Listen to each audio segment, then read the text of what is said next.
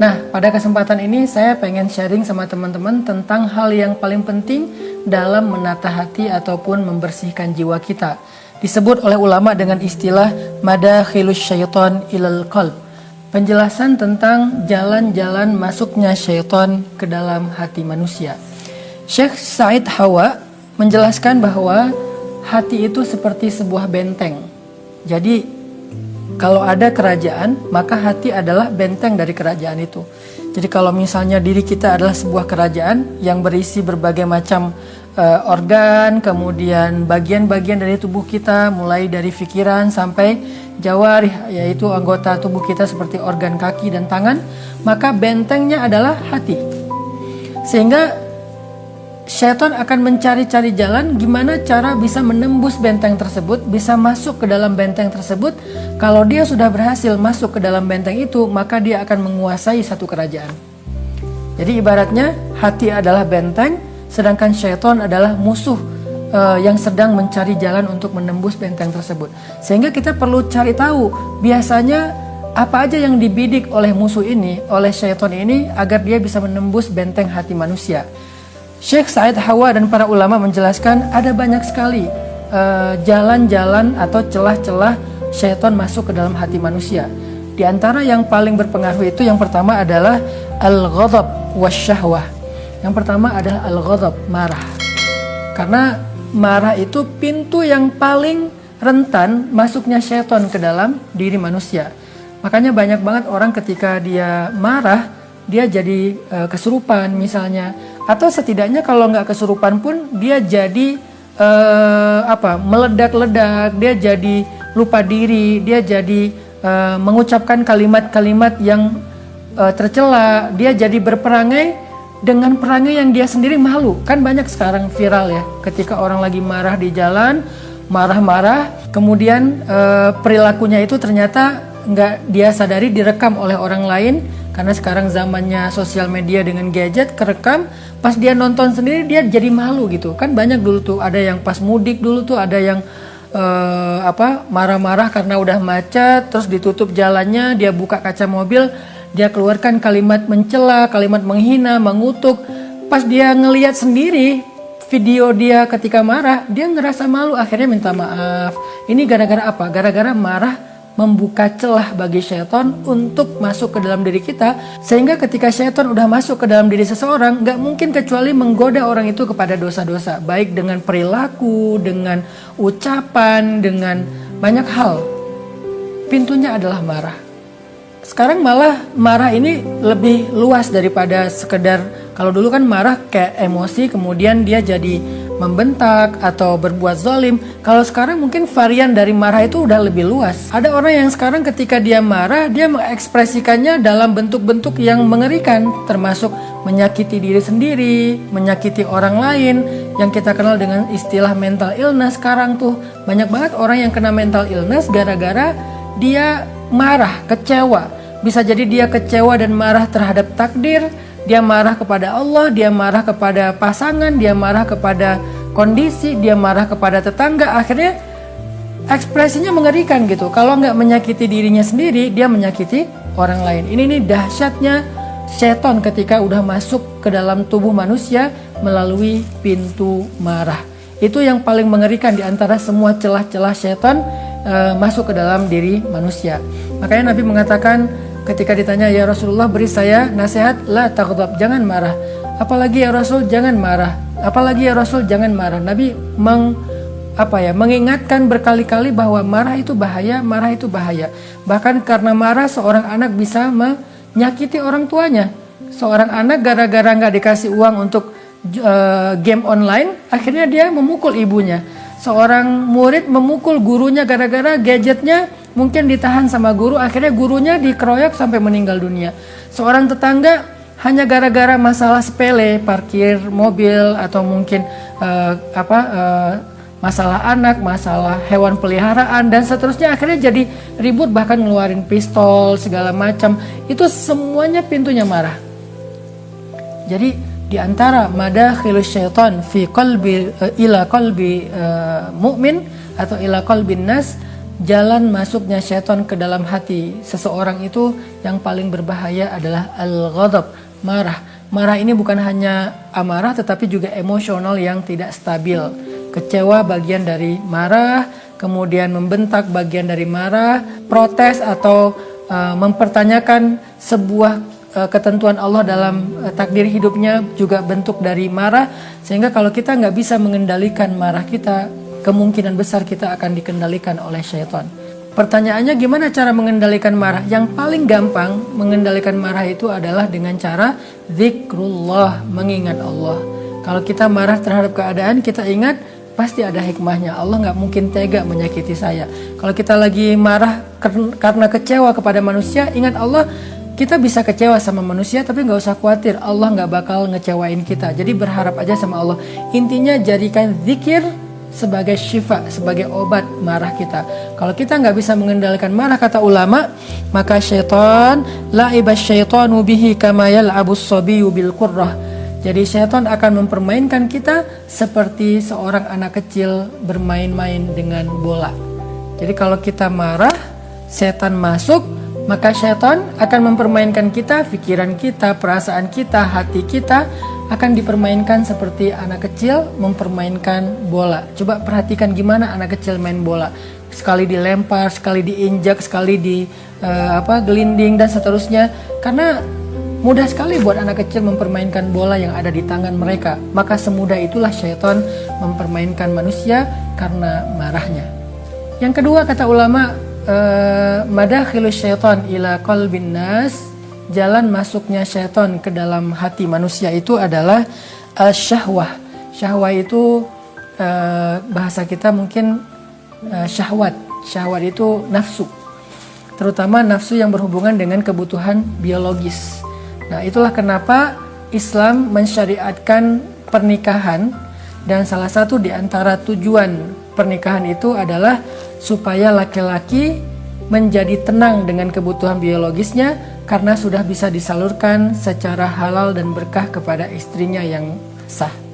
Itu salah satu tujuan dari pernikahan. Jadi kalau misalnya ada cewek bilang gini, lo mah nikah karena nafsu. Ya emang, nikah emang karena nafsu. Kalau nggak nafsu, maka pernikahan buat dia bukan sesuatu yang sangat membutuhkan. Walaupun tetap cinta, walaupun tetap ada tanggung jawab, ada sisi akhlaknya, tapi tetap aja salah satu di antara alasan Islam mensyariatkan pernikahan, terutama buat laki-laki, adalah untuk menyalurkan kebutuhan biologisnya secara berkah dan halal. Karena kalau dia tidak menikah, maka dia akan menyalurkan kebutuhan biologisnya dengan cara yang haram dan hina. Makanya Allah Subhanahu wa taala berfirman tentang ciri orang-orang yang beriman, alladzina hum li furujihim hafizun, orang yang menjaga kemaluannya, illa ala azwajihim, kecuali terhadap istri mereka.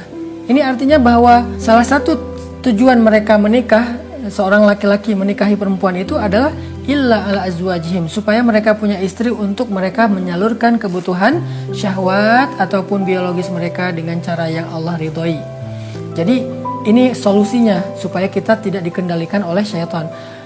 Sekarang banyak banget ya orang yang karena kebutuhan biologis yang tinggi, ditambah lagi mungkin di-trigger oleh kondisi masyarakatnya, di-trigger oleh apa yang dia lihat di sosial media, di gadgetnya, semakin besar rasa syahwatnya, maka semakin mudah dia dikendalikan oleh syaitan. Kita mendengar cerita seorang kakek berbuat asusila. Sekarang bahkan ada yang namanya begal payudara, kemudian anak kecil jadi korban kekerasan seksual dari orang dewasa, bahkan ayah dengan anak kandungnya sendiri, ayah tiri dengan anak tirinya. Masih banyak lagi kejadian-kejadian yang luar biasa mengerikan dan memalukan, itu karena mereka tidak bisa mengendalikan kebutuhan biologis mereka atau syahwat mereka, sehingga akhirnya mereka dikendalikan oleh syaitan, dan syaitan pasti menyuruh mereka kepada fahsya dan mungkar. Syaitan itu nggak menyuruh kecuali kepada fahsya dan mungkar, kepada perbuatan yang hina dan yang merugikan banyak orang. Fahsya itu perbuatan yang hina, sedangkan mungkar merugikan banyak orang. Belum lagi nanti yang viral kejadian muda-mudi pasangan anak muda, laki-laki dan perempuan, yang mereka melakukan perilaku yang sangat tidak pantas di tempat umum mereka lakukan di pinggir jalan, di kebun, di depan stasiun, bahkan di halte, di banyak tempat, seolah-olah mereka bukan lagi manusia, mirip dengan hewan-hewan ternak yang melakukan dimanapun. Kenapa hilang rasa malu mereka? Karena mereka sudah dikendalikan oleh syaitan. Kenapa mereka dikendalikan oleh syaitan? Karena mereka tidak mampu menyalurkan kebutuhan syahwat mereka dengan cara yang halal. Padahal Allah sudah mensyariatkan untuk mereka nikah, dan nikah itu termasuk di antara ibadah yang sangat besar pahalanya di sisi Allah Subhanahu wa taala. Jadi yang pertama, cara masuk setan ke dalam hati manusia itu lewat ghadab, lewat marah, dan yang kedua lewat asyahwah ataupun hawa nafsu. Nah, yang ketiga sekarang kata ulama adalah jalan masuknya syaitan ke dalam hati manusia itu lewat al-hasad, lewat iri dan dengki. Apa makna dari iri dan dengki? Iri itu artinya kita menginginkan atau mencintai sesuatu yang ada pada diri orang lain, sehingga kita melupakan kebaikan yang ada dalam diri kita atau dalam kehidupan kita. Ini namanya iri. Sedangkan dengki lebih parah daripada iri, di mana kita menginginkan dan mencintai sesuatu yang ada pada diri orang lain, lalu kita berharap orang itu kehilangan semua kebaikan-kebaikan yang kita inginkan dari dia. Misalnya ada orang yang sebutlah fisiknya ya, dia misalnya keren, cantik, ganteng, putih, sehingga kita merasa iri, pengen kayak dia, pengen cantik, pengen ganteng kayak dia. Lebih parah lagi kita dengki, pengennya dianya jadi jelek gitu. Siapa tahu kita berharap dia celaka, kena musibah sehingga dia jadi nggak keren lagi. Itu namanya dengki. Jadi iri dengki ini adalah sifat dasar manusia yang semua orang sebetulnya punya, rasa iri itu punya. Tetapi ada yang kemudian dipupuk menjadi sesuatu yang penyakit besar kayak kanker gitu kalau di dalam fisik kita. Ada yang kemudian ditekan sehingga dia tidak terlalu dominan gitu. Nah, kalau kita membiarkan rasa iri ini dipupuk dengan cara apa? Dengan sering membicarakan tentang orang lain, dengan sering memperhatikan apa yang ada dalam kehidupan orang lain sampai lupa dengan diri kita sendiri, sampai ada muncul istilah rumput tetangga itu lebih baik, lebih hijau. Nah, kalau kita sering ngelihat keluar dan melupakan diri kita, berarti kita sedang memupuk rasa iri dan dengki, dan itu akan jadi celah masuknya syaitan. Sampai Nabi bersabda, keinginanmu terhadap sesuatu seringkali membuat engkau merasa buta dan tuli. Jadi keinginan kita terhadap sesuatu sering membutakan kita dan membuat kita tidak lagi mampu mendengar hal-hal yang baik atau nasihat-nasihat yang baik. Karena terlalu menginginkan, harison, terlalu pengen apa yang orang lain punya. Ada orang yang misalnya karena ngelihat postingan-postingan di sosial media ya, ada artis, sebutlah artis tuh jalan-jalan ke luar negeri atau memamerkan kendaraan yang mobil sportnya misalnya, atau ada juga yang seleb menikah dan biaya pernikahannya, acara weddingnya menghabiskan dana sekian miliar misalnya. Terus kita yang menonton itu lewat gosip, lewat gadget yang viral di sosmed, tiba-tiba muncul rasa menginginkan.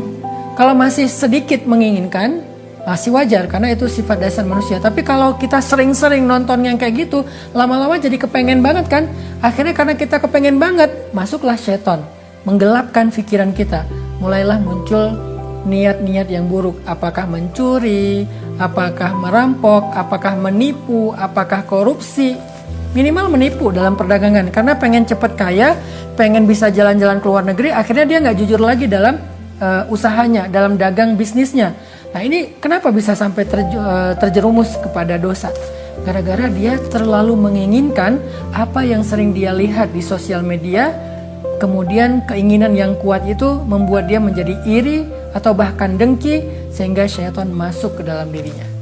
Jadi al-hasad wal-hirs, rasa iri dengki dan terlalu menginginkan apa yang ada pada diri orang lain dengan cara sering menonton, menyaksikan, memperhatikan, kepo dengan orang lain sampai melupakan nikmat dalam kehidupan kita pribadi, itu adalah pintu masuknya syaitan ke dalam hati kita. Yang keempat, syaitan masuk ke dalam hati manusia itu lewat, nah ini kita nggak nyangka ya, lewat asyab'u minat ta'am, terlalu kenyang ketika makan. Sampai makan yang terlalu kenyang juga ternyata menjadi pintu masuknya syaitan. Dan ini relate banget dengan ibadah puasa kita. Kita ngerasain ya, ketika kita buka puasa itu rasanya kayak panik kan, segala macam pengen dimakan, segala macam pengen diminum, segala macam pengen dirasain. Sehingga ketika kita makannya terlalu kenyang saat berbuka puasa, akhirnya masuklah syaitan bersama makanan yang sangat banyak itu ke dalam perut kita, lalu mempengaruhi kita. Menjadi apa? Satu kata ulama, menjadi gampang ngantuk dan lemah untuk beribadah. Makanya wajar ketika kita bulan puasa pengen banget taraweh, tapi seringnya absen. Kenapa? Udah kekenyangan pas berbuka, akhirnya taraweh nggak kuat. Kalaupun taraweh kita paksain, nggak khusyuk. Jadi kita taraweh sambil nguap-nguap, taraweh sambil merem-merem, taraweh sambil kayak orang yang mau jatuh. Kemudian imam lagi baca apa kita nggak sadar dia baca surat apa, bahkan kita juga nggak tahu udah rakaat keberapa. Kenapa nggak bisa kuat beribadah? Karena tadi syaitan sudah menguasai kita lewat kenyang yang berlebihan. Kemudian ulama juga mengatakan bahayanya kenyang yang berlebihan itu, kata ulama, ayudhiba rahmatal khalqi min qalbih li'annahu yadhunnu annahum kulluhum syaba'. Hilangnya rasa kasih sayang terhadap orang lain di dalam hatinya karena dia berpikir semua orang itu kenyang. Jadi kalau kita terbiasa kenyang itu kita jadi nggak empati, teman-teman, kata Syekh Said Hawa. Kenapa nggak empati? Soalnya kita terbiasa kenyang jadi nggak pernah ngerasain lapar. Lalu kita jadi berpikir semua orang kenyang.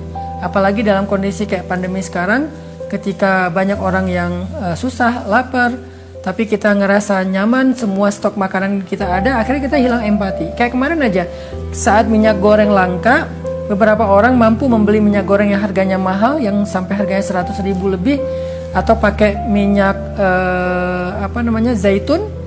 Nah, mereka yang mampu ini tidak mampu merasakan empati terhadap masyarakat yang tidak mampu membeli minyak goreng. Kenapa? Karena mereka udah biasa aja.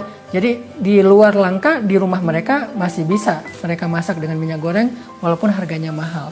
Nah, jadi kenyang menghilangkan empati dari hati seseorang. Dampak lain dari kenyang itu adalah annahu idza sami'a kalamal hikmah la yajidu lahu riqqah. Dia kalau mendengarkan nasihat-nasihat itu dia nggak mendapatkan riqqah, itu kelembutan hati atau kepekaan. Jadi dia nggak berkesan gitu dengan nasihat-nasihat. Jadi kalau dia dengar ceramah nggak berkesan, dia dengar khutbah nggak berkesan, dia dengar nasihat nggak berkesan. Kenapa? Kenyang. Kenyang itu ternyata membuat hati kita tidak lagi peka.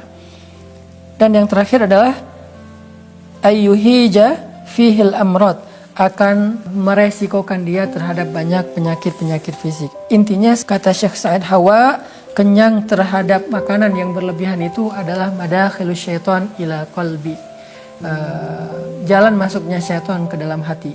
Nabi SAW bersabda, al-mu'min ya'kul fi mi'an wahid wal kafir ya'kul fi sab'ati am'a. Mukmin itu makan dengan satu usus, artinya hanya satu bagian usus dari sekian banyak bagian-bagian ususnya, sedikit saja, asal bisa menegakkan tulang punggungnya. Ini juga harus kita latih, termasuk saya pribadi ya. Jadi kadang-kadang kalau makannya enak, kita jadi lupa diri gitu. Ternyata itu berpengaruh bukan hanya terhadap kesehatan fisik kita, tapi juga kesehatan hati dan jiwa kita. Selanjutnya, di antara jalan masuknya syaitan ke dalam hati manusia itu adalah hubbut tazyin minal athath wathiyab waddar. Suka berhias secara berlebihan, baik itu yang berhubungan dengan perabotan, kemudian rumah, kendaraan, pakaian. Kalau kita suka pamer dengan apa yang kita miliki, lalu menghias-hiasnya secara berlebihan, maka cenderung kita akan dikuasai oleh syaitan. Kenapa? Syaitan itu akan membisikkan kepada kita untuk menjadi ujub, menjadi takjub terhadap diri sendiri.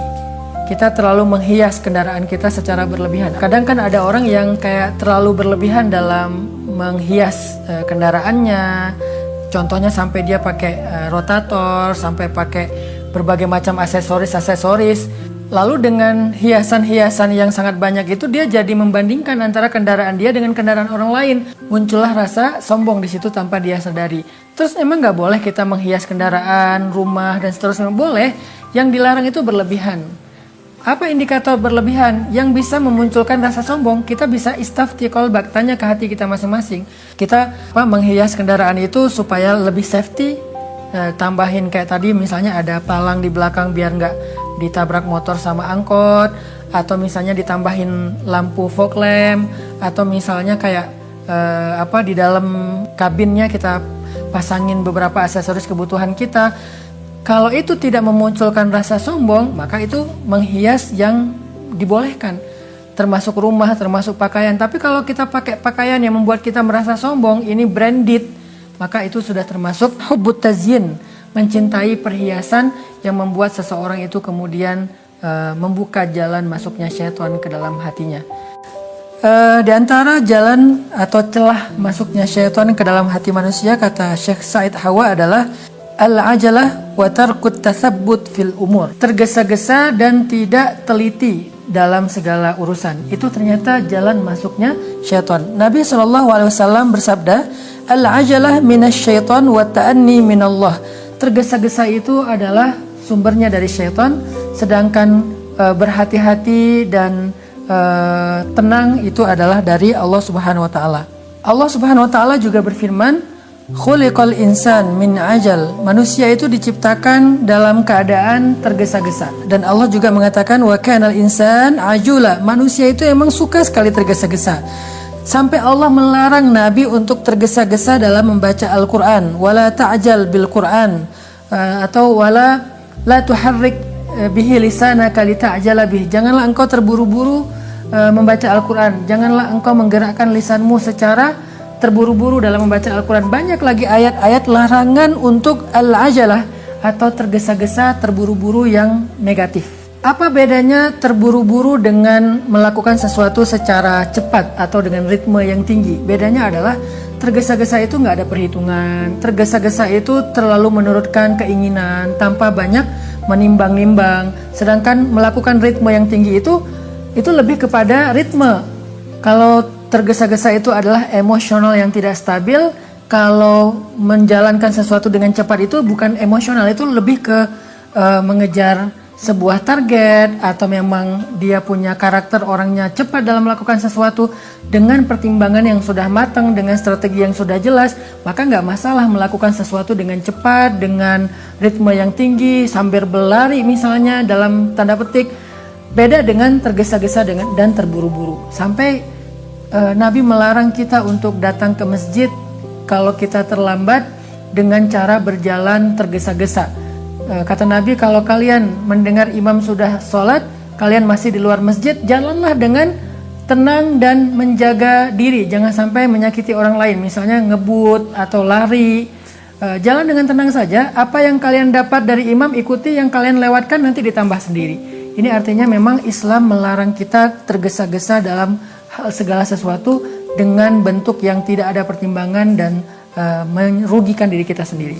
Berbeda ya antara tergesa-gesa dengan menyegerakan. Menyegerakan itu bukan tergesa-gesa, menyegerakan itu melakukan segera mungkin. Kalau tergesa-gesa dalam melakukannya, dia tidak ada pertimbangan. Misalnya kayak gini, sholat. Ada yang menyegerakan sholat, ada yang tergesa-gesa dalam sholat. Apa sih bedanya? Orang yang menyegerakan sholat itu adalah orang yang sholat di awal waktu, tetapi dia sholatnya khusyuk. Sedangkan orang yang tergesa-gesa dalam sholat, bisa jadi dia sholatnya di akhir waktu, tetapi dia melakukannya dengan terburu-buru, sehingga dia sampai nggak benar bacaannya, sampai nggak tahu udah berapa rakaat. Kenapa? Karena dia tergesa-gesa dan terburu-buru. Nah, berarti yang dilarang dalam Islam itu bukanlah menyegerakan, misalnya menyegerakan taubat, menyegerakan sholat, menyegerakan berbuka puasa, menyegerakan haji kalau udah mampu, menyegerakan nikah kalau emang udah mampu. Itu bukan tergesa-gesa, itu beda. Tergesa-gesa itu nikahnya kawin lari, itu tergesa-gesa.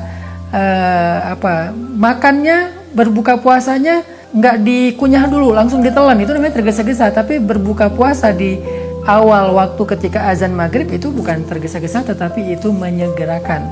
Jadi kita bedakan antara menyegerakan ritme yang tinggi dalam satu aktivitas dengan terburu-buru dan tergesa-gesa. sesungguhnya ketergesa-gesaan itu berasal dari syaitan, kata Nabi SAW. Jalan lain dari masuknya syaitan ke dalam hati manusia itu adalah darahim wad dananir wasairu asnafil amwal, dirham, dinar, dan harta benda. Itulah jalan masuknya syaitan. Banyak banget ya saudara kandung jadi putus silaturahim gara-gara warisan, itu banyak banget. Banyak banget orang yang ribut sampai bunuh-bunuhan hanya gara-gara 1.000-2.000 rupiah. Tukang parkir, rebutan lahan parkir, akhirnya bunuh-bunuhan. Orang yang minta jatah preman untuk orang lewat, akhirnya jadi menyakiti orang lain. Ini semuanya sebabnya karena hubbud darahim wad dananir, cinta terhadap harta benda. Nah, ini juga menjadi jalan masuknya syaitan. Terus apakah kita nggak boleh jadi orang kaya? Apakah kita nggak boleh ngumpulin harta? Apakah kita nggak boleh mencari uang? Boleh. Yang dilarang itu mencintainya. Terus kalau kita mendapatkan semua itu, diletakkannya di mana? Letakkanlah harta duniawi di tangan kita, jangan di dalam hati kita. Walaupun kita menggenggam dunia dan seisinya, itu menjadi halal. Sedangkan di hati kita, walaupun 1 rupiah saja, itu menjadi penyakit dan menjadi celah masuknya syaitan. Jangan kasih celah untuk syaitan masuk ke dalam hati kita, karena ada sedikit saja rasa cinta terhadap harta benda duniawi. Yang berikutnya adalah di antara abwabil azimah, pintu-pintu yang sangat berbahaya untuk masuknya syaitan itu adalah at-ta'assub lil madzahib wal ahwa. Terlalu fanatik terhadap sebuah kelompok. Baik itu kelompok dalam fikih, misalnya mazhab, atau kelompok dalam suku, misalnya tradisi, suku, etnis, juga dalam kelompok yang sifatnya geng, klub, ormas, dan seterusnya. Kalau mereka fanatik, ta'assub, maka itu menjadi pintu masuknya syaitan. Sekarang kita diuji dengan hal itu. Ketika kita mudah tersinggung, ketika kita akhirnya karena ada orang yang salah ngomong, kita tersinggung, lama-lama kita jadi emosi, lalu emosi itu membuat kita menghalalkan darah orang tersebut, pengen menyakiti orang tersebut, pengen sampai ada yang mau membunuh orang tersebut.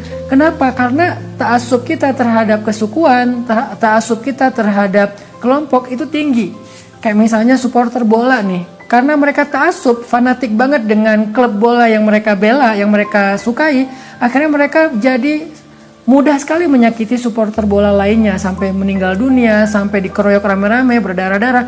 Itu gara-gara at-ta'assub. Itu gara-gara at-ta'assub. Sampai Nabi SAW bersabda, "Man qatala tahta rayatin ummiyah faqutila faqitlatun jahiliyah." Siapa yang berperang, bertengkar, tawuran karena urusan kelompoknya, bukan karena Allah, maka kalau dia terbunuh dalam keadaan jahiliyah, dan yang membunuhnya pun mendapatkan dosa jahiliyah yang sangat besar. Kadang-kadang yang kita fanatikin juga hal-hal yang sifatnya nggak ada hubungan dengan hidup kita secara langsung ya, kayak ini bentar lagi Piala Dunia nih, fanatik dengan Itali. Pas Italinya gagal masuk final Piala Dunia di Qatar, akhirnya fansnya Itali ini jadi marah-marah gitu kan, jadi marah-marah. Atau dulu pernah tuh final Piala Dunia antara Argentina lawan siapa misalnya. Ada yang belain ini, ada yang belain itu di satu nobar. Pas yang satunya kalah, akhirnya jadi marah-marah, jadi ngeledekin, jadi bahkan sempat rame juga.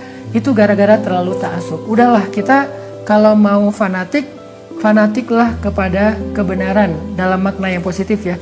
Fanatiklah kepada Allah dalam makna yang positif, tetapi jangan sampai kita berlebihan. Nah, di antara madakhil atau celah dan pintu masuknya syaitan lainnya adalah al-jahl, kebodohan teman-teman, atau al-awam, keawaman kita terhadap ilmu agama khususnya.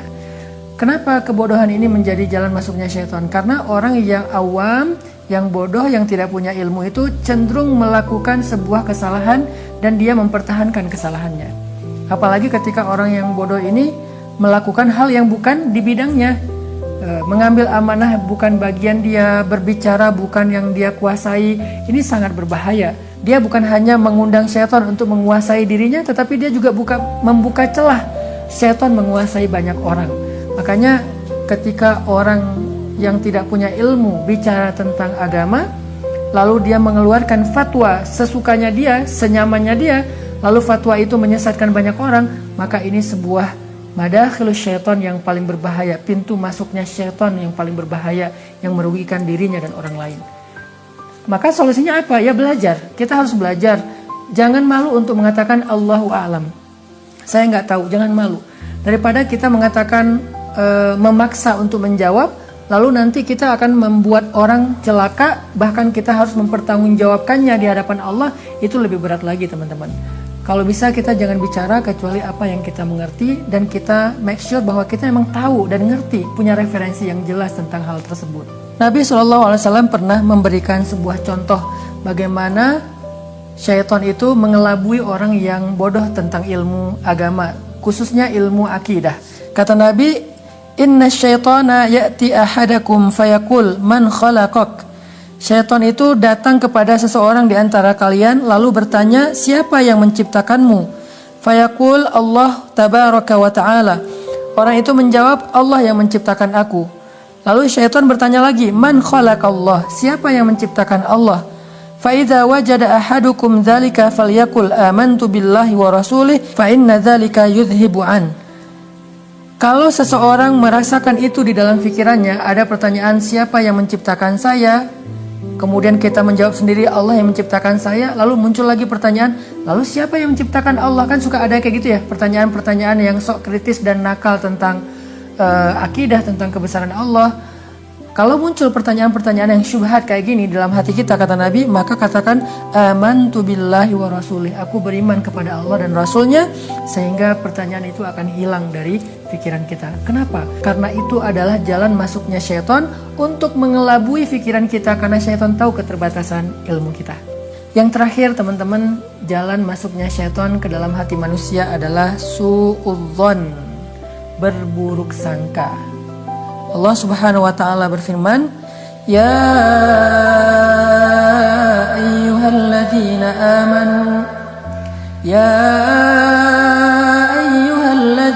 amanu ijtanibu katsiran minadh-dhann inna ba'dadh-dhanni itsm." Wahai orang yang beriman, jauhilah sebagian besar dari persangkaan, karena sesungguhnya sebagian dari prasangka itu adalah dosa. Surat Al-Hujurat ayat 12.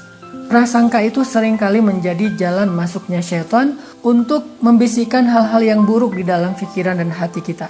Misalnya kita kayak mendapatkan sebuah berita yang tidak terlalu jelas nih, tetapi kita langsung menyimpulkan berita itu dengan sebuah kesimpulan karena mengikuti prasangka kita. Nah, inilah jalan masuknya syaitan. Jangan menyimpulkan dulu sesuatu yang belum jelas. Jangan menyimpulkan dulu sesuatu yang kita dengar hanya sekilas.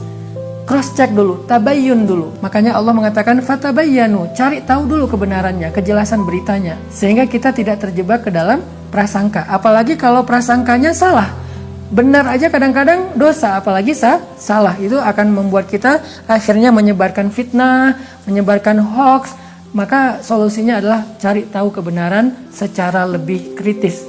Milikilah kemampuan analytical thinking atau berpikir secara analisis, supaya kita menganalisa informasi. Ini benar nggak ya? Ini benar nggak ya? Compare, bikin perbandingan antara satu sumber dengan sumber yang lain, sehingga kita tidak terbawa arus. Apalagi sekarang kita mudah sekali mendapatkan berita dan informasi di sosial media. Bahkan banyak dari kita yang kadang-kadang ketika dapat sebuah posting, ada kecelakaan misalnya ya, ada tawuran, ada apa gitu ya, viral. Si yang punya akunnya tuh nggak ngejelasin gitu, secara lebih jelas di captionnya ini di mana, kejadiannya, kronologisnya kayak gimana, nggak jelasin. Akhirnya kita mencari beritanya di mana? Di komen. Kita lihat komen-komen orang. Kayak misalnya yang paling gampang gini sih, ada film, adegan film bagus gitu kan. Kita kan penasaran itu film apa sih? Cari judul filmnya di mana? Di komen. Oh, ternyata ini film A, film B, dan seterusnya. Gitu juga dengan berita. Nah, karena saking mudahnya kita mendapatkan informasi tapi referensinya nggak jelas, maka kita harus lebih analytical thinking, lebih menganalisa lagi dalam menalar sebuah berita. Nggak boleh sembarangan kita menerima. Apalagi berita politik, berita yang sifatnya sosial, sehingga kita akhirnya mudah menyimpulkan lewat prasangka kita, wah dasar suaminya jahat ninggalin istrinya, dasar istrinya selingkuh, dasar pemerintah begini, dasar ulama begitu, dan seterusnya. Kita ikutin prasangka hanya lewat sebuah postingan, hanya lewat komen, kita ikutin banyak komen-komen orang, terus kita nimbrung di situ ngikutin suara terbanyak. Ini namanya suudzon, prasangka buruk yang membahayakan kita, sehingga masuklah syaitan untuk mengendalikan pikiran kita. Pernah Nabi SAW suatu ketika sedang berjalan dengan salah satu istri beliau. Jadi ini dikisahkan oleh Sofia binti Hai.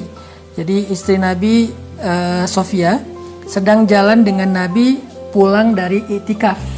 Jadi waktu itu Sofia istri Nabi itu menemani Nabi itikaf di masjid, tapi udah kemalaman. Akhirnya Nabi keluar dari masjid mengantarkan Sofia pulang.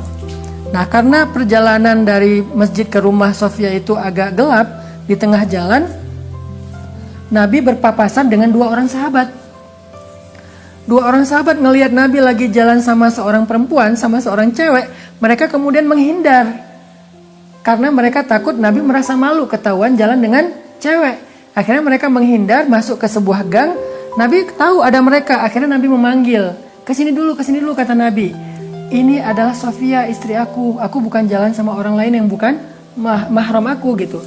Kemudian sahabat ini mengatakan, ya Rasulullah, gak mungkin kami berpikir yang macam-macam tentang engkau. Maka Nabi SAW kemudian menjawab, inna syaitana yajri min ibni Adam majrad dam minal jasad. Syaitan itu ngalir dalam aliran darah kita, sehingga bisa jadi sekarang kalian tidak berprasangka, tetapi ketika kalian tidak mendapatkan kejelasan berita, aku nggak klarifikasi siapa perempuan ini, suatu saat kalian akan berprasangka buruk terhadap aku. Jadi tabayyun, klarifikasi itu penting banget.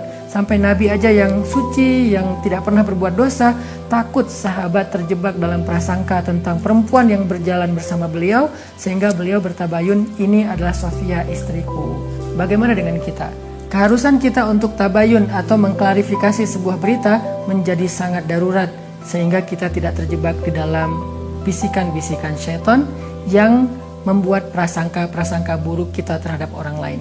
Semoga jalan-jalan masuknya syaitan yang dijelaskan oleh Syekh Said Hawa di dalam kitab Tazkiyatul Anfus ini menjadi referensi yang baik buat kita untuk menutup celah-celah syaitan agar tidak menguasai benteng hati kita. Barakallahu fikum. Bismillahirrahmanirrahim. Assalamualaikum warahmatullahi wabarakatuh. Teman-teman sekalian, kita hari ini akan lanjutkan sharing dan konten tentang libatin Allah. Konten libatin Allah ini sebetulnya konten tentang ilmu akidah dan ma'rifatullah, ilmu tentang yakin kepada Allah dan bagaimana cara bersandar dan bergantung kepada Allah Subhanahu wa taala dengan lebih mengenal kebesaran Allah, baik sifat-sifat Allah, nama-nama Allah, kekuasaan Allah dan seterusnya. Sehingga dengan kita belajar ma'rifatullah ini, kita jadi tahu bagaimana harusnya kita berinteraksi dengan Allah. Kaifa nata'amal ma'allah fi hayatina. Gimana cara kita melibatkan Allah dalam kehidupan kita sehari-hari. Kenapa penting sekali melibatkan Allah dalam kehidupan kita sehari-hari? Karena sesungguhnya manusia itu tidak bisa hidup hanya dengan mengandalkan dirinya. Orang kalau misalnya cuma mengandalkan dirinya, maka hidupnya akan banyak zalal. Zalal itu banyak trouble, banyak mentoknya. Karena kita ini dhaif, kita ini halua, kita ini ajula, kita ini banyak keterbatasannya. Bahkan cenderungnya manusia itu rugi. Sebagaimana yang kita sering ulang-ulang ayatnya, innal insan lafi khusr. Manusia itu pada dasarnya banyak merugikan diri sendiri, kecuali kalau dia beriman kepada Allah, artinya dia bergantung kepada Allah, illal ladzina amanu dan seterusnya. Makanya belajar melibatkan Allah itu sesuatu yang sangat darurat ya, sesuatu yang sangat penting dalam kehidupan kita. Kalau kita pengen ada keajaiban dalam hidup kita, atau pengen dikasih jalan keluar ketika kita mentok, atau kita pengen meraih hal-hal yang kita anggap mustahil. Kenapa? Karena kata mustahil itu hanya berlaku untuk kita, tidak berlaku untuk Allah, karena Allah ala kulli syai'in qadir. Banyak hal yang bagi kita itu jauh, tapi bagi Allah dekat. Bagi kita itu besar, tapi bagi Allah itu kecil. Bagi kita itu mahal, bagi Allah itu murah. Bagi kita itu tinggi, nggak terjangkau, bagi Allah itu rendah dan sangat mudah gitu. Bagi kita sulit, bagi Allah itu mudah. Jadi kalau kita hidup hanya dengan mengandalkan diri kita, banyak hal yang akan kita hadapi dengan hanya berkeluh kesah. Tapi kalau kita hidup dengan melibatkan Allah, justru kita akan menjadi orang yang optimis. Lalu ketika kita dapat masalah, kita sabar. Kalau kita dapat nikmat, kita syukur. Dan itulah hakikat dari kebaikan hidup seseorang, antara sabar, syukur, karena kedua-duanya adalah khair. Kedua-duanya adalah kebaikan bagi dia. Pada episode kali ini saya akan mencoba untuk berbagi dengan teman-teman sebuah hikmah. Hikmah itu kalau dalam bahasa Arab kata para ulama artinya al-isabah fil qawli wal amal. Baik atau tepat dalam ucapan dan tepat dalam perbuatan. Jadi orang yang hakim, orang yang ahli hikmah itu ucapannya itu tepat. Jadi pas gitu, ucapannya itu mengena, ucapannya itu sesuai dengan kadarnya, tidak berlebihan, tidak juga kurang. Itulah orang yang hikmah atau hakim. Nah, di antara orang-orang yang hikmah itu nanti kita juga mengenal namanya Luqmanul Hakim. Di dalam Al-Quran ada suratnya, yaitu surat Luqman. Nah, ada banyak sekali hikmah yang disampaikan para ulama tentang bagaimana cara kita melibatkan Allah. Dan hikmah ini pasti diambil dari Al-Quran dan hadis yang kemudian dibahasakan ulang dengan bahasa para ulama. Salah satu kitab yang saya suka banget, yang isinya adalah kumpulan hikmah-hikmah, kumpulan kata-kata yang bijak dan penuh dengan kebaikan, itu adalah kitab Al-Hikam yang ditulis oleh seorang ulama besar dari Mesir yang bernama Ibnu Athaillah As-Sakandari. Nah, beliau menulis kitab hikam yang sangat terkenal. Salah satu di antara hikmah yang luar biasa tentang bagaimana cara kita melibatkan Allah itu, beliau mengatakan min alamatil i'timad 'alal amal nuqsanur raja 'inda wujudiz zalal. Salah satu di antara tanda-tanda orang terlalu bergantung kepada ikhtiar, bergantung kepada amalnya, bergantung kepada perbuatannya, bergantung kepada usaha dirinya adalah nuqsanur raja, berkurangnya harapan kepada Allah inda wujudiz zalal, ketika ada masalah dalam hidupnya. Maksudnya apa? Seringkali kita gini, kita tuh jadi kayak berani berharap yang baik-baik kepada Allah kalau apa yang kita harapkan itu masih logis. Jadi kita kayak tahu gitu gimana cara mengikhtiarkan hal itu. Kita tahu bagaimana cara mendapatkan hal itu, sehingga kita masih berharap kepada Allah, ya Allah mudahkanlah saya. Misalnya kayak kita pede bisa dapat kerjaan, atau misalnya kita udah ngerasa bahwa insya Allah saya layak mendapatkan pekerjaan itu, sehingga kita mendaftar di sebuah perusahaan. Kita masih berharap pada Allah supaya Allah mudahkan urusan kita. Tapi ketika ternyata kita ditolak sana sini, kita ketuk setiap pintu-pintu di bumi, ternyata nolak kita sehingga kita nggak punya kerjaan, kita tiba-tiba jadi putus asa, jadi nggak berharap lagi, jadi nggak optimis, karena ngerasa kayaknya pintu-pintu bumi udah tertutup. Karena ngerasa kayaknya ikhtiar kita itu udah mentok, kayaknya udah nggak ada lagi perusahaan yang bisa kita hubungi gitu. Sehingga ketika pintu-pintu di bumi udah tertutup, kita jadi berkurang juga harapan kita kepada Allah. Padahal orang yang baik dalam melibatkan Allah dalam hidup itu justru di saat pintu-pintu di bumi tertutup, dia masih berharap kepada Allah. Di saat itulah Allah terlibat. Jadi jangan sampai ketika pintu bumi tertutup, manusia meninggalkan kita, jalan-jalan ikhtiar itu kayaknya udah mentok, kita jadi berprasangka buruk dan tidak lagi berani berharap yang baik-baik kepada Allah. Justru ketika keadaan kita lagi sulit, keadaan kita lagi mentok, pintu-pintu di bumi tertutup, manusia meninggalkan kita, justru saat itulah saat kita bisa melibatkan Allah seutuhnya, karena tidak tercampur dengan keyakinan kita kepada makhluk. Dan saat itulah saat yang paling ajaib, saat kita mentok. Maka harusnya ketika kita mentok, ketika kita merasa kayak nggak ada harapan di antara manusia atau di bumi, kita justru semakin besar harapannya kepada Allah Subhanahu wa taala. Dan itulah cara paling ajaib melibatkan Allah dalam urusan kita. Kayak masalah jodoh misalnya. Ada orang yang dia udah siap menikah, udah punya pekerjaan tetap, punya penghasilan yang baik, kemudian secara penampilan dia juga good looking, orangnya juga baik gitu. Terus dia suka sama seorang cewek. Datanglah dia untuk melamar cewek tersebut. Dan sepertinya cewek itu juga kayaknya perhatian sama dia. Sehingga dia nggak tahu GR apa enggak, dia kayak berharap kayaknya nih udah waktunya nih saya serius dan melamar dia. Sebelum dia berangkat ke rumah calon istrinya, dia berdoa kepada Allah, ya Allah mudahkan urusan saya, ya Allah semoga saya bisa menjadi suami yang baik bagi dia, semoga lamaran saya diterima, bla bla bla.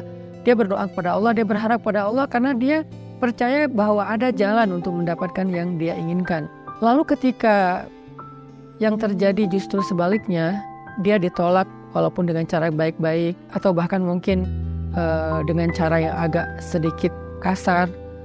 Perempuan itu menolak dia atau calon mertuanya yang menolak, ayah dari perempuan itu yang menolak, atau mungkin ada banyak masalah lain yang terjadi sehingga nggak bisalah dia melamar perempuan itu. Apakah dia masih berharap kepada Allah? Kalau dia sudah tidak lagi berharap pada Allah, berarti selama ini dia sebetulnya lebih bergantung kepada ikhtiarnya, kepada usahanya daripada kepada Allah. Makanya tidak terjadi keajaiban. Bukan begitu cara melibatkan Allah.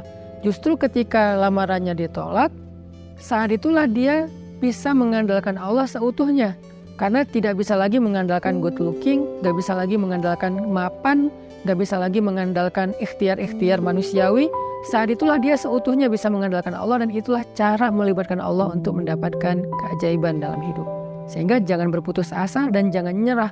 Kalau nggak bisa mengetuk pintu hati manusia, maka ketuklah pintu rahmat Allah Subhanahu wa taala, dan Allah lah yang membolak-balikan hati. Kalaupun nggak perempuan itu, Allah akan gantikan dengan perempuan lain yang lebih baik daripada dia untuk kita. Artinya nggak boleh berhenti berharap kepada Allah. Justru berharap kepada Allah di saat kita sedang sulit, itulah cara paling ajaib mendatangkan keajaiban Allah Subhanahu wa taala. Ada nasihat dari kisah Nabi Yusuf alaihissalam di dalam surat Yusuf, ketika Nabi Yakub meminta kepada anak-anaknya mencari Nabi Yusuf dan mencari adik mereka yaitu Bunyamin. Nabi Yakub bersabda, "Ya bani yadhhabu fatahassasu min Yusuf wa akhihi فتحسسوا من يوسف وأخيه ولا تيأسوا من روح الله إنه لا ييأس من روح الله إلا القوم الكافرون."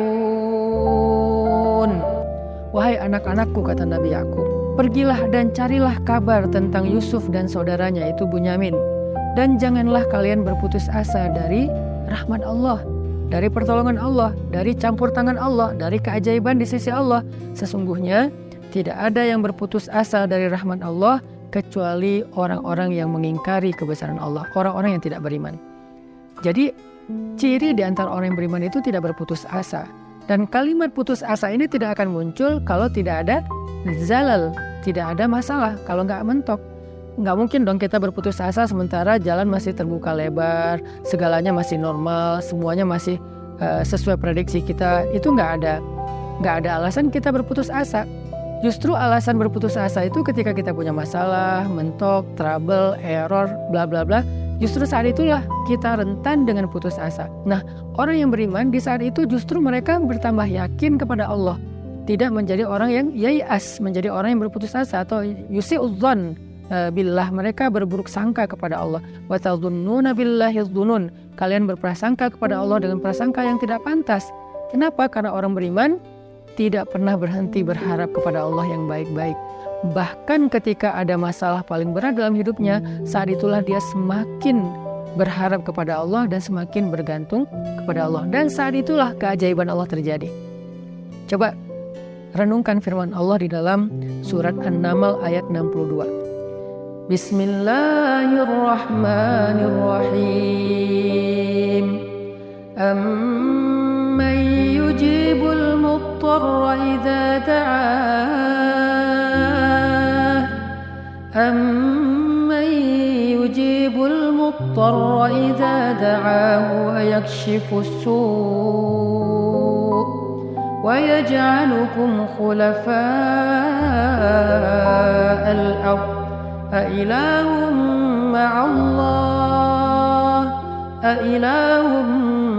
مع الله قليلا ما تذكرون. Siapakah yang akan memperkenankan doa orang-orang yang sedang kesulitan jika dia berdoa kepada Allah dan kemudian menghilangkan keburukan dari mereka dan menjadikan kalian sebagai pemimpin-pemimpin di muka bumi? Apakah ada ilah yang patut disembah bersama dengan Allah? Qalilan ma tazakkarun, sedikit sekali apa yang kalian mengerti. Siapakah yang akan menjawab doa orang yang ketika muttor? Apa itu muttor? Muttor itu artinya orang yang sedang dalam kesulitan yang luar biasa. Muttor itu artinya orang yang sedang dalam kesusahan yang sangat besar. Muttor itu artinya orang yang udah mentok, itulah muttor. Maka amma yujibul muttor, siapa yang akan bisa menjawab panggilan orang yang sedang muttor, yang memanggil ya Allah, ya Allah, ya Nasir, ya Azim, ya Aziz, ya Rabbal Alamin, ya Rabbi.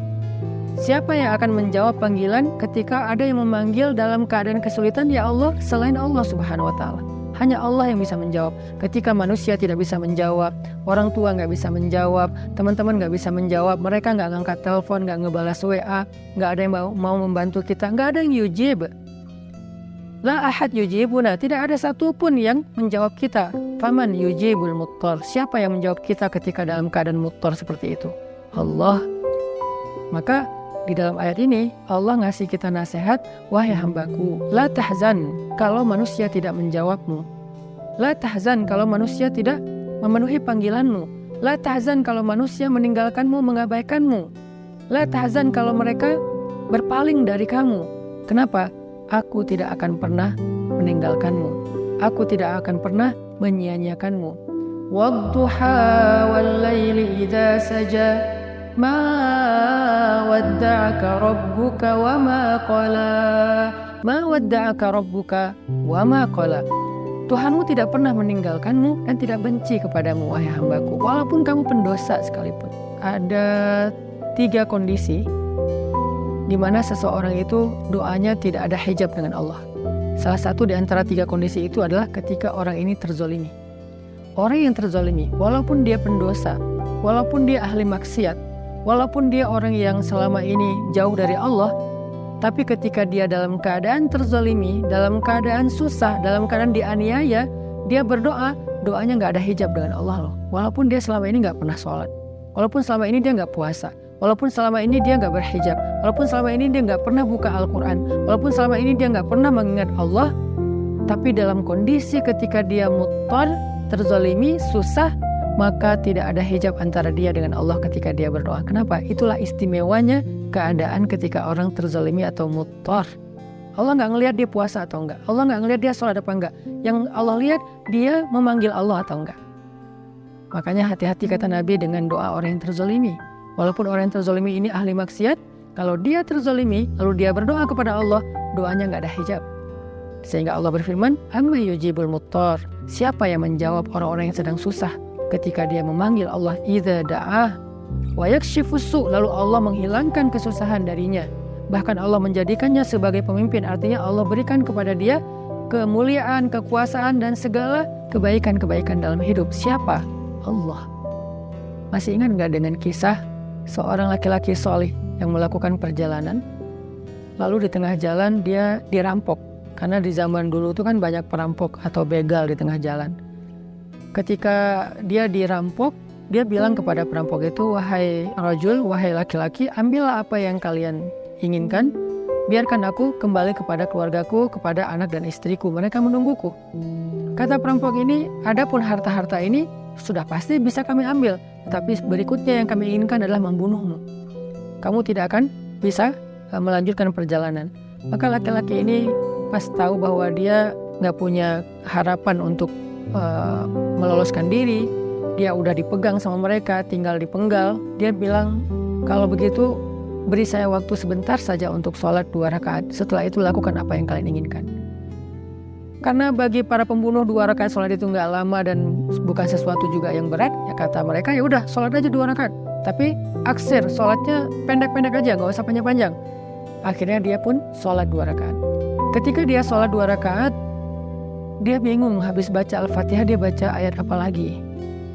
Yang terlintas di dalam pikirannya cuma ayat ini. Kebenaran dia hafiz Al-Quran, walaupun dia hafal 30 juz, dia nggak tahu mau baca surat apa setelah Al-Fatihah. Kecuali surat inilah yang terlintas di dalam benaknya, sehingga dia baca setelah Al-Fatihah dengan suara lirih berbisik, Amman yujibul muttar idza da'ah wa yakshifus su', dan seterusnya. Kemudian setelah dia membaca ayat ini, dia ruku, dia sujud. Ketika dia rakaat kedua juga dia membaca ayat yang sama, karena dia nggak ingat ayat yang lain. Ketika dia sujud terakhir, dia mendengar suara ada orang mengendarai kuda datang ke arah mereka. Tiba-tiba suara teriakan orang yang sedang dipukul. Lalu setelah itu kuda itu menjauh pergi, dan ketika dia bangkit dari sujudnya, dia tahiyat, dia salam. Selesai dia salam ke kiri, dia ngelihat para perampok-perampok itu dalam keadaan telah terkapar dan dalam keadaan tidak bernyawa. Kemudian setelah itu dia bertanya kepada laki-laki yang mengendarai kuda, ya fulan, man ant, siapa kamu, siapa kamu? Orang itu menjawab, aku adalah utusan dari zat yang mendengar dan menjawab panggilan orang yang memanggilnya. Aku adalah utusan zat yang menjawab orang yang memanggilnya, yang menjawab siapa yang dalam keadaan susah yang memanggil dia, yaitu utusan Allah Subhanahu wa Ta'ala. Akhirnya orang ini pun selamat dan membawa hartanya kembali ke kampungnya. Ini salah satu contoh kisah yang sangat terkenal di antara kisah-kisah para ulama. Bagaimana ketika kita mentok, ketika kita nggak punya jalan ikhtiar, ternyata justru saat itulah saat terbaik kita berharap pada Allah, saat terbaik kita berbaik sangka kepada Allah, saat terbaik kita melibatkan Allah dengan husnuzon dan roja, dan saat itulah saat terbaik untuk mendapatkan keajaiban dalam hidup kita. Yang terakhir, kisah 3 orang yang terkurung di dalam gua. Mereka sedang melakukan perjalanan, terjadi badai, akhirnya mereka berlindung di dalam gua. Ini terkenal juga kisahnya dengan riwayat hadis yang sahih. Ketika mereka terkurung di dalam gua, tiba-tiba batu gua itu menutup gua karena terjadi kayak longsor. Batunya menutup mulut gua. Dalam keadaan seperti itu mereka takut kehabisan udara dan mereka nggak bisa makan dan seterusnya. Mereka terjebak. Tiba-tiba masing-masing berdoa dengan tawasul kepada amal-amalnya di masa lalu. Ada yang bertawasul dengan birrul walidain, ada yang bertawasul dengan sifat amanah dan adil, ada yang bertawasul dengan sifat takwa, meninggalkan dosa. Sehingga singkat cerita, setelah mereka meminta kepada Allah dan bertawasul dengan amal-amal mereka, mulut gua itu terbuka, batunya bergeser dan mereka pun selamat. Kenapa ini bisa terjadi keajaiban kayak gini? Mereka udah mendorong batu itu tapi tidak sanggup. Artinya ikhtiarnya udah mentok. Apakah mereka berputus asa? Enggak. Saat itulah mereka melibatkan Allah secara utuh dan melihat keajaiban Allah Subhanahu wa Ta'ala. Maka kembali kepada hikmah dari Imam Ibnu Athaillah As-Sakandari, min alamatil i'timad 'alal amal nuqsanur raja' inda wujudiz zalal. Di antara ciri-ciri orang yang masih bergantung kepada perbuatannya, ikhtiar dan usahanya adalah berkurangnya harapannya kepada Allah ketika terjadi masalah dalam hidupnya. Maka jangan pernah berkurang harapan kita kepada Allah. Justru ketika kita punya masalah dalam hidup dan kita ngerasa tidak ada jalan di antara jalan-jalan di bumi, kita menjadi lebih berharap kepada Allah dan yakin dengan jalan-jalan yang lebih baik yang ada di langit, insya Allah. Barakallahu fikum. Wassalamualaikum warahmatullahi wabarakatuh.